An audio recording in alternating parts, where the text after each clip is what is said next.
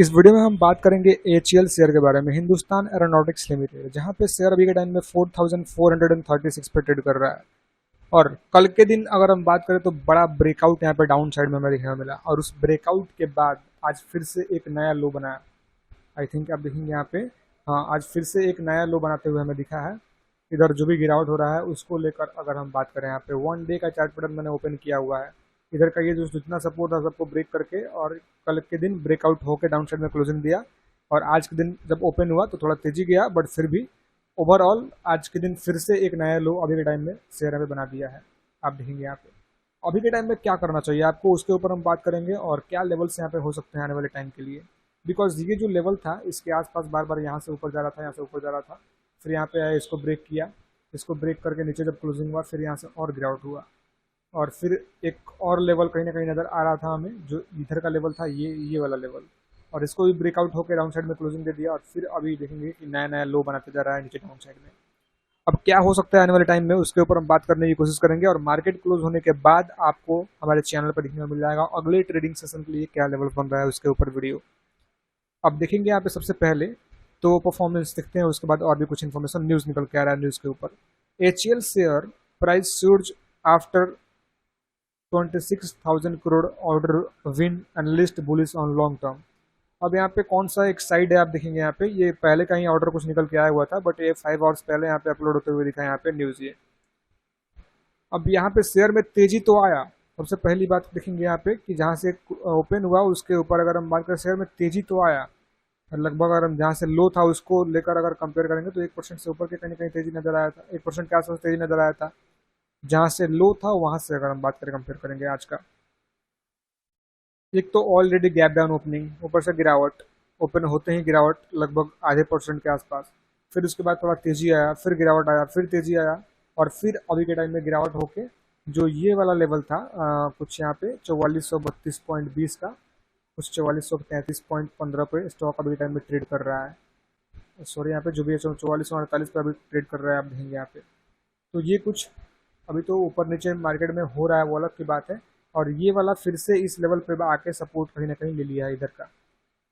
आप देखेंगे इसका लो कितना बनाया है, 4428 का, फिर से एक नया लो बना दिया। आप देखेंगे यहाँ पे कुछ ये लेवल एक इसका लो था अभी आज का, और उसको भी ब्रेक करके ये एक नया लो बना दिया, फिर ऊपर जा रहा है। फिर देखते हैं अब क्या होता है, क्लोजिंग कहाँ पे देता है। अब इसको ऊपर बेस करके दोस्तों मेरा ओपिनियन क्या है शेयर को लेकर, अब देखिए यहाँ पे आपका ओपिनियन क्या है, आप मुझे कमेंट में बता सकते हो। अब पिछले वीडियो में आपने देखा होगा, कल नाइट के वीडियो में मैंने एक वीडियो बनाया हुआ था एचएल के ऊपर, जहाँ पे कुछ अच्छे खबर के बारे में बताया हुआ था। अब देखिए अच्छा खबर का इम्पैक्ट अभी आपको शेयर पे पड़ता हुआ नहीं दिख रहा है। अब उसके ऊपर उसके वजह क्या है कि शेयर में लगातार गिरावट हो रहा है।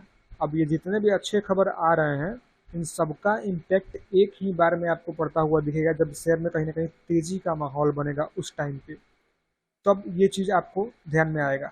ये एकदम से कह सकते हो कि उस टाइम पे आपको एकदम से ज़बरदस्त परफॉर्मेंस देखने को मिलेगा, जिस टाइम पे उस टाइम पे आपको सब भी जो भी न्यूज़ निकल के आ रहा है सबका इम्पैक्ट एक बार में ही पड़ता हुआ आपको नजर आएगा शेयर पे। तो ये चीज़ कहीं ना कहीं आपको ध्यान में रख के चलना है। अब एचएल के बारे में बात करें और भी कुछ इन्फॉर्मेशन के बारे में, तो देखिए नो डाउट कंपनी काफ़ी अच्छा है, और जिस सेक्टर में कंपनी काम कर रहा है उस सेक्टर का टॉप सेक्टर की कंपनी है। अगर हम बात करें यहाँ पे टॉप कंपनी है जिस सेक्टर में काम कर रहा है, उसको मैं आपको अगर दिखाऊँ एक बार, ये कोई भी शेयर में अगर लगातार तेजी होता है, अच्छा रिटर्न देता है, तो गिरावट तो होता ही है, वो अलग की बात है।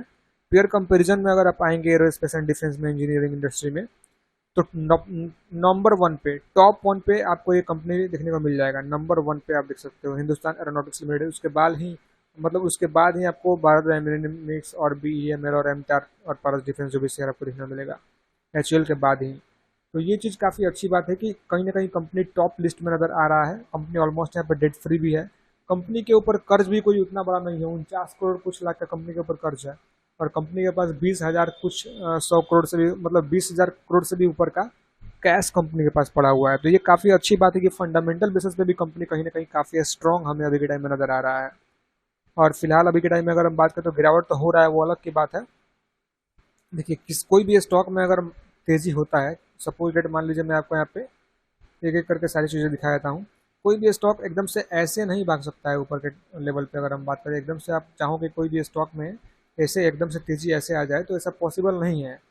सालों साल तक तेज़ी नहीं रह सकता है किसी भी स्टॉक में, गिरावट भी कहीं ना कहीं होता है।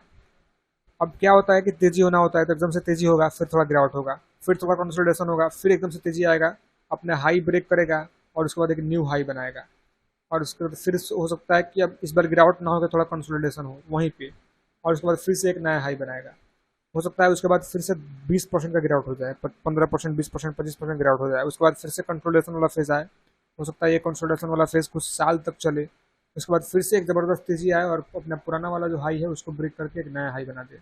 ऐसे मार्केट में तेजी होता है, गिरावट भी होता है, तेजी भी होता है। तो कहीं ना कहीं ये सब सोच समझ के आपको करना है इन्वेस्टमेंट के लिए। अब तेजी भी हो रहा था तो उस टाइम पे मैं आपको बता रहा था, ये बात नहीं है, उस टाइम पे मैंने बताया हुआ था कि अगर इन्वेस्टमेंट आप करना चाहते हो तो आप थोड़ा करेक्शन पे ही इन्वेस्टमेंट कीजिए। कोई भी शेयर में अगर लगातार तेजी आ रहा है तो एकदम से हाई प्राइस पे पीक पे इन्वेस्टमेंट कीजिएगा, तो वहाँ से आपको चांस होगा कि गिरावट में आपका कुछ मतलब लॉस भी यहाँ पे हो जाए। बिकॉज अगर आप पीक प्राइस पे यहाँ पे इन्वेस्टमेंट करते हो तो रिस्क है, और वहीं पे अगर थोड़ा करेक्शन हो जाता है, थोड़ा कंसोलिडेशन हो जाता है, तो यहाँ पे इन्वेस्टमेंट करते हो तो यहाँ पे रिस्क उतना नहीं है जितना यहाँ पे है। बिकॉज यहाँ पे जिन्होंने इन्वेस्टमेंट किया है वो तो सोच रहे होंगे काश अब हम यहाँ पे इन्वेस्टमेंट किए होते, अब मुझे यहाँ पे आ जाए तो मैं अपना पूरा पैसा निकाल लूँ। और यहाँ पे जिन्होंने इन्वेस्टमेंट किया वो सोचेंगे चलो अब थोड़ा रिटर्न मिल जाए। तो जब यहाँ पे आएगा इस लेवल पे तो काफ़ी सारे लोग अपना अमाउंट लेकर निकलेंगे, और काफ़ी सारे जो यहाँ पे इन्वेस्टमेंट किए हैं यहाँ पे तो काफ़ी अच्छा रिटर्न मिल गया होगा, और वो और रुकेंगे तो और उनका अच्छा रिटर्न मिल जाएगा। तो कहीं ना कहीं ये सोच समझ के आपको इन्वेस्टमेंट करना है किसी भी स्टॉक में। और यहाँ पे जो भी मैंने आपको मेथड बताया हुआ है उस मेथड से आप चल सकते हो, अलग की बात है। अब देखिए, कोई भी इन्वेस्टमेंट करने से पहले अपने खुद का रिसर्च करें और खुद का मेथड अपनाएं। बाकी जो मेरा ओपिनियन था मैंने आपको बता दिया। और अपना 100% अमाउंट किसी भी एक स्टॉक में इन्वेस्टमेंट नहीं करना चाहिए, अकॉर्डिंग टू माई ओपिनियन और माई एक्सपीरियंस। अलग अलग अकाउंट, अलग अलग कह सकते हो कि स्टॉक में अपना थोड़ा थोड़ा पैसा करके इन्वेस्टमेंट कीजिए ताकि आपको रिस्क थोड़ा कम देखने को मिल जाए। बिकॉज यहाँ पे काफ़ी बार ऐसा होता है कि काफ़ी सारे लोग आते हैं नए नए इन्वेस्टर्स, और क्या करते हैं कि ज़्यादा रिटर्न के चक्कर में किसी भी एक स्टॉक उठाएंगे और उसमें सारा पैसा अपना झोंक देंगे, सारा पैसा अपना उसमें लगा देंगे कि हमें अच्छा रिटर्न जल्दी मिल जाए रिटर्न। बट ऐसा होता है कि मान लीजिए वो स्टॉक यहाँ पे गिर के मतलब 20% 30% गिरावट में आके और वो स्टॉक 2 साल तक नीचे ही रह जाए, तो उस टाइम पे आप क्या करोगे? आपका पैसा तो फंसा के फंसा रहेगा उसमें 2 साल तक, साल भर तक, मतलब 6 महीने तक मान लीजिए नीचे रह जाए। तो कहीं ना कहीं थोड़ा थोड़ा करके अलग अलग स्टॉक में इन्वेस्टमेंट कीजिएगा, तो हो सकता है कि काफ़ी सारे स्टॉक में आपको जल्दी रिटर्न मिल जाए 100% का, काफ़ी सारे स्टॉक में आपको 20% का गिरावट देखने को मिल जाए कुछ महीने तक। तो आपका पोर्टफोलियो ओवरऑल ग्रीन रहेगा, ये आपको ध्यान में रखकर चलना है अगर आप अलग अलग स्टॉक में इन्वेस्टमेंट करते हो तो। अब देखिए, अभी तक यहाँ पे जब मैं वीडियो को अब बनाना शुरू किया था तो उस टाइम पे काफ़ी नीचे था, अभी यहाँ पे थोड़ा सा ऊपर आ चुका है, और प्रीवियस क्लोज जो इसका था उसके आसपास कहीं ना कहीं आते हुए हमें दिख रहा है। अब देखते हैं कि शाम के टाइम में क्या ये तेजी में क्लोजिंग देता है या फिर गिरावट में, वो देखने लायक होगा। बाकी अगर हम बात करें तो आज के लिए कुछ इतना ही। वीडियो में कोई बाई सेल या फिर होल्ड की सलाह नहीं है, वीडियो केवल एजुकेशन पर्पस के लिए है। कोई भी इन्वेस्टमेंट करने से पहले अपने फाइनेंशियल एडवाइस लीजिए, उसके बाद सोचिए आपको क्या करना है, otherwise ignore it. This video is only for education purpose.